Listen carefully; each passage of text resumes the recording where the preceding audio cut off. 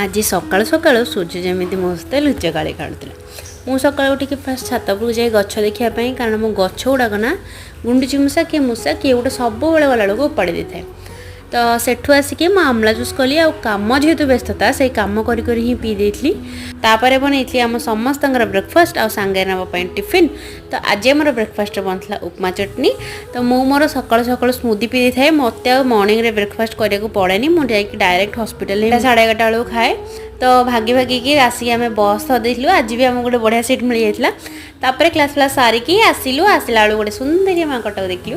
तापर सेठू आसिक आम घरे खाई पखाड़ हॉस्पिटल आसला पर ना कि देखा जाए बहुत गरम लगे। तो आम पखाड़ ही खाऊ माँ पु मोर आ सामरा आम दिज पखाड़ बहुत ही फेवरेट। आ सन्ध्या बेले एत निद लगे ना छोट बेल कथा मन पड़े जो स्कूल आसिक ट्यूशन जाऊँगी ट्यूशन घूमेकी माड़ खाऊली से टाइम कथा। तो राति किसी सादा सीधा खाଇବା खाई आम शोलु। रही नमस्कार जय जगन्नाथ।